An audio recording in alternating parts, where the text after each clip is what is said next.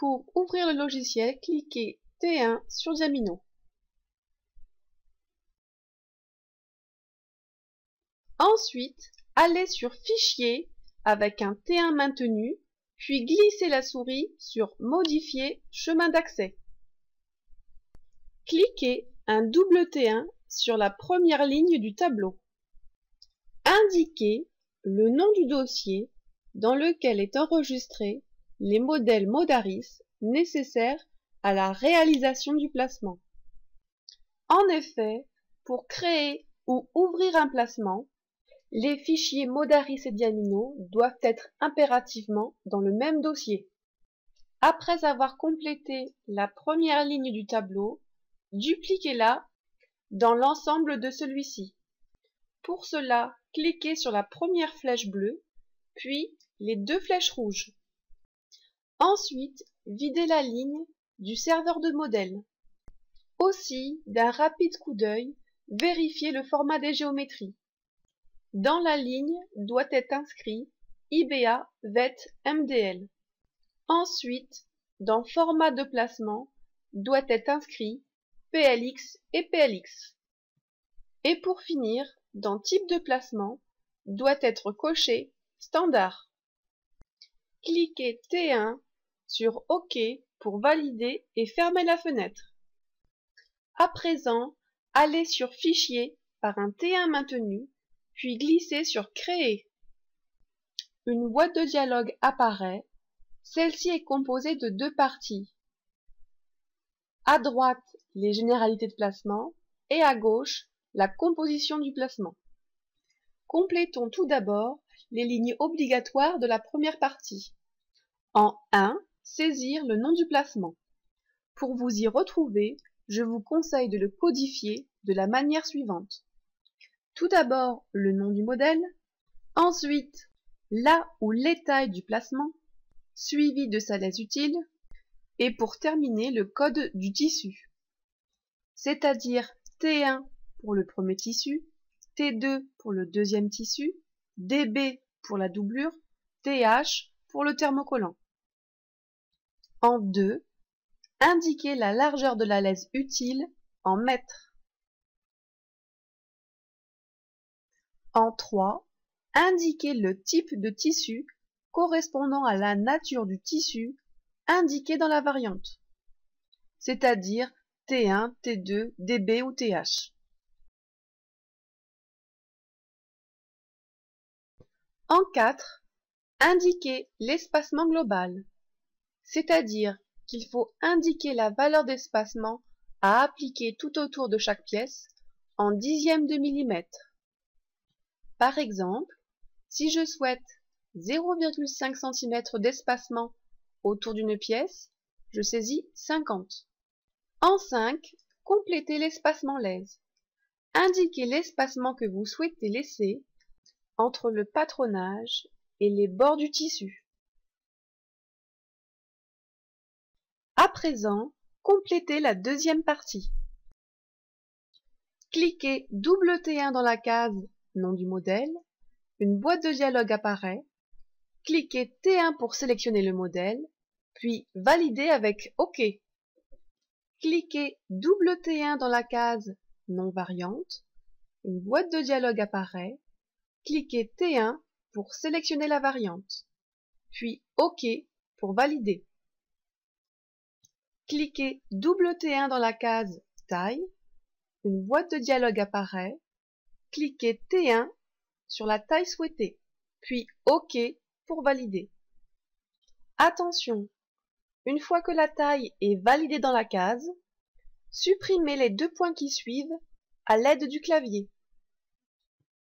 Cliquez double T1 dans la case Sens, laissez par défaut le 0 qui s'affiche. Cliquez double T1 dans la case Groupe, laissez le 1 qui s'affiche par défaut. Cliquez T1 dans la case Quantité et saisir le nombre de modèles voulus sur le placement dans une même taille. Si toutefois vous ne souhaitez qu'un modèle dans cette taille, vous pouvez directement cliquer double T1. Si vous souhaitez ajouter un nouveau modèle au placement, utilisez la même procédure.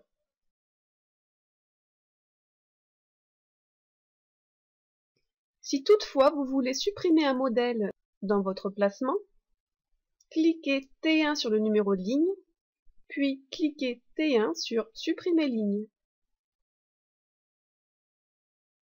Maintenant, si vous voulez dupliquer une ligne, cliquez T1 sur le numéro de ligne à dupliquer, puis cliquez sur l'icône Ligne à dupliquer. Cette fonction vous permettra de gagner du temps si vous souhaitez le même modèle dans une autre taille.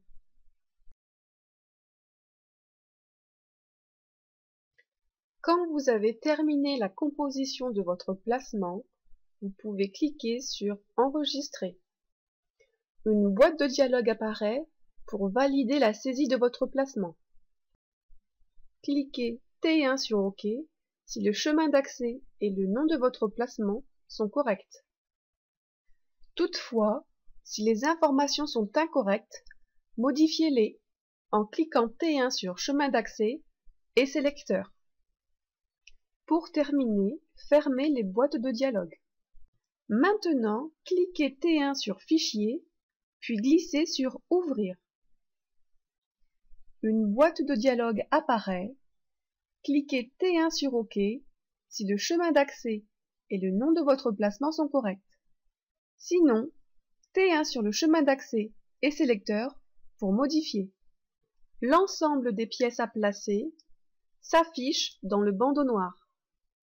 Aussi sur celui-ci, vous avez à gauche là où les tailles à placer et en dessous de chaque élément, le nombre de pièces nécessaires au placement. Le second bandeau noir correspond à la zone de placement. Ici est présentée la largeur et là la longueur de placement. Vous retrouverez aussi ces informations ici. Sur cette fenêtre, d'autres informations sont tout aussi importantes. Ici le nom du placement, ici le métrage utilisé et là l'efficience. L'efficience est exprimée en pourcentage. Elle correspond au rendement de la matière par rapport aux surfaces des patrons. Plus l'efficience est importante, plus le placement est optimal, et moins il y a de pertes. Pour qu'un placement soit optimal, l'efficience doit avoisiner les 80%. Maintenant, réalisons le placement automatique. T1 sur Outils, puis glissez sur Modification de généralité. Une fenêtre apparaît. Glissez votre souris au niveau des 3 icônes. Le premier icône est le plus important. Il propose 3 modes de placement. Le premier, les éléments sont placés dans le sens chaîne et dans le sens trame. Ce mode de placement conviendra à une matière sans sens, telle que le cuir, le sky ou la feutrine. Pour le deuxième mode, les éléments sont placés dans un seul et même sens. Ce mode conviendra pour des tissus à sens.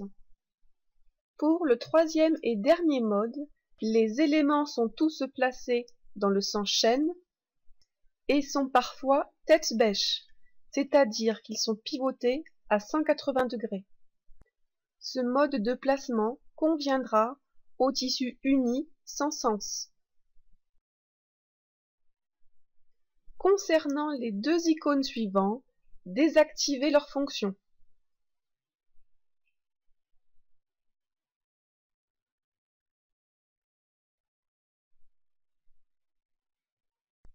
Après avoir sélectionné un mode de placement et désactivé les fonctions des 2 icônes, cliquez sur OK pour valider. Ensuite, cliquez sur l'éclair pour descendre toutes les pièces sur la zone de placement. Ensuite, cliquez sur le dernier icône en bas à droite pour demander le placement automatique. Le placement étant maintenant réalisé, vous pouvez enregistrer votre travail. Cliquez sur Fichier, puis glissez sur Enregistrer sous. Des boîtes de dialogue apparaissent. Validez positivement chaque message, par OK ou par oui, puis fermez la fenêtre. Des boîtes de dialogue apparaissent. Validez positivement chaque message.